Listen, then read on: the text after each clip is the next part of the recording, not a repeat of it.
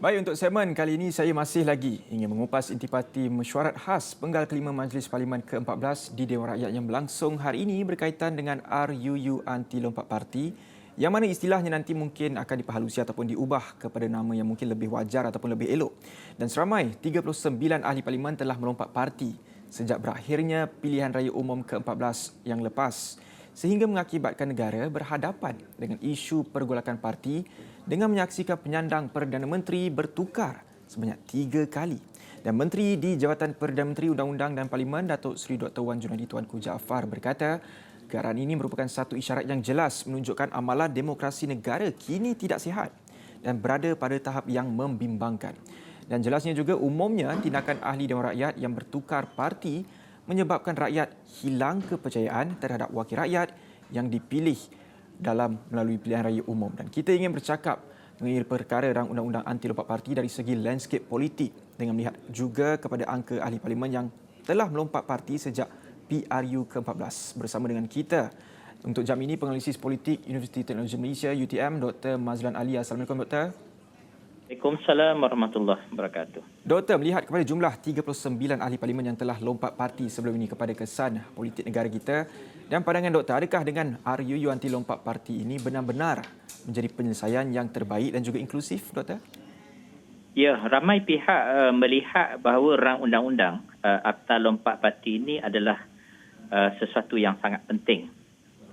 Bukan saja parti-parti politik, malah rakyat secara keseluruhannya juga adalah memberikan harapan yang begitu tinggi supaya supaya rang undang-undang lompat parti ini dapat direalisasikan sebelum PRU yang ke-15. Ini kerana kita sedia maklum bahawa selepas PRU yang ke-18 kita melihat banyak berlakunya aktiviti lompat parti di kalangan wakil-wakil rakyat yang sebenarnya telah membawa kepada ketidakstabilan politik Malaysia. Dan keadaan ini sebenarnya tidak membantu negara kita untuk kestabilan dan juga tambahan negara sedang berdepan dengan pandemik COVID dan juga isu-isu ekonomi. Akhirnya kerajaan yang tidak stabil ini tidak dapat memfokus kepada usaha-usaha ini. Maka saya sebagai pemerhati politik, saya melihat rakyat dan juga umumnya melihat bahawa akta ini, rang undang-undang ini adalah sesuatu yang sangat penting dan sangat dinanti-nantikan khususnya kepada mereka yang telah terkesan kepada kesan daripada ketidakstabilan yang berlaku di negara kita. Dan juga Dr. Mazlan, kenapa ada keperluan untuk RUU anti lompat parti ini dipercepatkan? Yang mana seelok-eloknya kalau boleh penghujung Mei ataupun sebelum PRU 15. Kenapa, Dr. Mazlan? Antara kesan yang paling jelas adalah kita lihat dalam dalam pilihan raya negeri di Melaka, di Sarawak dan juga di Johor baru-baru ini, kita lihat dari segi penyertaan pengundi-pengundi sangatlah rendah. Dan banyak kajian menunjukkan bahawa antara sebab mereka tidak turun mengundi ini, terutama pengundi-pengundi yang berada di luar kawasan. Kerana mereka mengatakan bahawa kalau mereka balik mengundi sekalipun, ia tidak membawa makna kerana mungkin wakil rakyat ini akan sekali lagi akan melakukan lompat parti.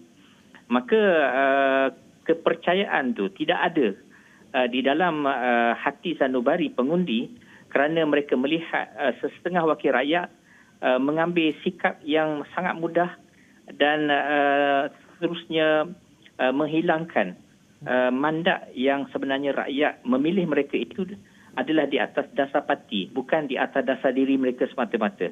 Mereka apabila wakil rakyat ini melakukan lompatan parti itu, maka dia akan mengecewakan bukan saja kepada penyokong-penyokong parti tersebut, malah kepada rakyat keseluruhannya. Kerana tindakan ini telah menyebabkan berlakunya ketidakstabilan dan juga keruntuhan kerajaan. Satu perkara yang sangat jelas kita lihat, selain daripada kerajaan Pakatan Harapan yang telah runtuh pada tahun 2018 akibat daripada lompat parti, tetapi juga yang berlaku di Melaka. Kerajaan Melaka runtuh juga disebabkan oleh tindakan beberapa wakil rakyat yang melompat parti. Maka saya fikir untuk mengembalikan semula keyakinan rakyat terhadap sistem demokrasi dan pilihan raya ini, akta rang undang-undang lompat parti ini perlu disegerakan kerana apabila ia diluluskan sebelum daripada pilihan raya ke-15 ini, dia akan menarik minat rakyat untuk berpartisipasi di dalam sistem pilihan raya demokrasi di negara kita. Jadi Doktor, sejauh mana agaknya RUU Anti Lompat Parti ini dapat meningkatkan keyakinan pengundi ataupun memberi satu nafas baru dalam arena politik tanah air kita? Sejauh mana, Dr. Mazlan? Saya tidak menjangka bahawa ia akan menyebabkan 100% akan turun mengundi. Tetapi sekurang-kurangnya dengan adanya akta ini memberi jaminan bahawa wakil rakyat yang akan dipilih nanti tidak akan dapat melakukan sewenang-wenang aktiviti lompat parti ini. Kerana ia akan memberi risiko kepada mereka. Maka ini memberi sebab kepada rakyat bahawa untuk mereka berpartisipasi di dalam pilihan raya, memberi jaminan bahawa wakil rakyat yang mereka pilih di atas dasar parti yang mereka pilih dan juga di atas calon itu sendiri memberi keyakinan kepada rakyat bahawa kemungkinan ketidakstabilan dan juga kekecohan politik tidak akan berlaku dalam satu tempoh masa selepas berlaku pengundian PRU ke-15 nanti. Dan juga Doktor, saya ingin bercakap juga menyentuh mengenai recall election ataupun pilihan raya bagi pecat wakil rakyat. Itu disarankan oleh beberapa pihak yang mana ia dilihat sebagai satu kaedah yang lebih berkesan berbanding pelaksanaan RUU Anti Lompat Parti. Jadi pandangan Dr. Mazlan, bagaimana dengan recall election ini? Adakah ia mampu dilaksanakan di negara kita, Doktor? Saya fikir kita masih belum bersedia kepada sistem tersebut kerana sistem ini mungkin boleh mencetuskan lebih banyak perkara yang perlu ditumpukan oleh kerajaan dan juga rakyat. Yang mustahak sekali adalah rang undang-undang apabila diluluskan, ia akan memberi satu garis sempadan dan juga amaran kepada wakil rakyat yang telah terpilih itu supaya tidak berani melakukan lompat parti itu kerana ia memberi risiko kepada kemungkinan mereka akan kehilangan kursi yang mereka sandang di dalam satu-satu kawasan.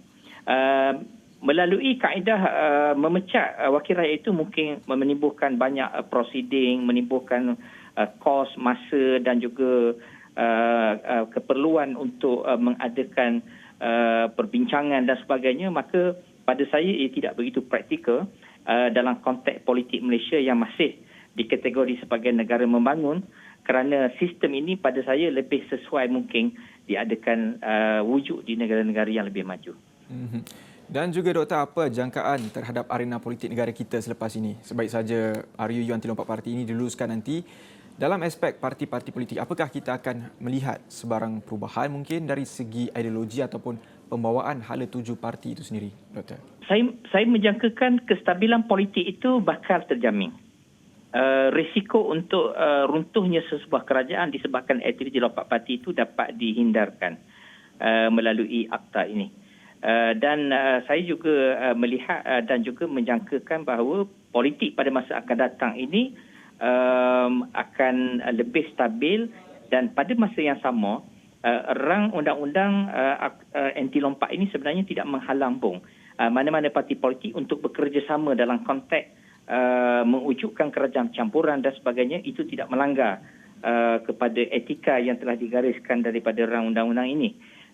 Tetapi rang undang-undang ini boleh menjamin daripada tindakan secara individu mana-mana wakil rakyat yang mungkin tertarik dengan tawaran dan sebagainya yang boleh mencetuskan kekecohan politik dan juga ketidakstabilan. Malah yang lebih berat lagi adalah mungkin menjatuhkan sesebuah kerajaan. Dan juga melihat kepada pelaksanaan ataupun sebelum ia diluluskan menjelang PRU ke-15 ini, adakah mungkin kita akan melihat seperti yang disebutkan oleh Doktor tadi, melihat kekecohan dalam kalangan parti pemimpin politik itu sendiri? Adakah kita boleh menjangkakan sesuatu bakal berlaku ataupun perubahan yang mungkin berlaku menjelang sebelum ia dilaksanakan sebelum PRU 15 ini, Doktor? Ya, saya tidak menolak kemungkinan ada di kalangan wakil-wakil rakyat, ahli-ahli parlimen yang tidak bersetuju dengan rang undang-undang ini. Mungkin ada alasan-alasan yang tertentu yang mungkin kita boleh terima secara individu.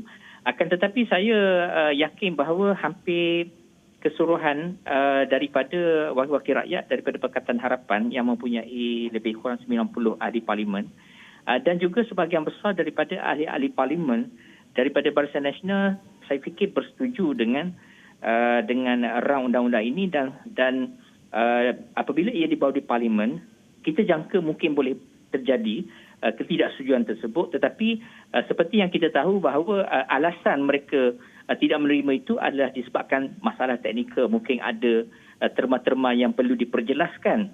Itu sesuatu yang logik, yang baik, kerana sesuatu rang undang-undang itu perlu lebih telus, lebih terang termanya supaya ia tidak menimbulkan masalah pada masa akan datang. Tetapi secara keseluruhannya saya jangkakan sekiranya ia dibawa ke Dewan Rakyat, ia akan mendapat sokongan majoriti di Dewan Yang Mulia tersebut. Dr. Mazlan, mungkin ada lagi setengah pihak yang mungkin tidak bersetuju dengan pelaksanaan RUU anti lompat parti ini kerana mungkin mereka ada alasan mereka tersendiri. Tapi kenapa?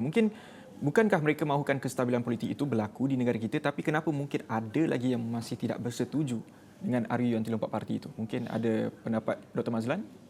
Mungkin secara peribadi mereka mempunyai sudut-sudut pandangan tertentu. Misalnya, mereka melihat apabila adanya rang undang-undang ini menghalang mereka untuk membuat suatu keputusan yang lebih baik di dalam politik. Misalnya, ia tidak bersetuju dengan perjalanan parti politiknya yang mungkin dilihat sudah tidak lagi bersandar kepada asas perjuangan mereka, maka mengambil tindakan untuk keluar daripada parti tersebut akan merisikokan dirinya untuk kehilangan jawatannya sebagai wakil rakyat di kawasan tersebut.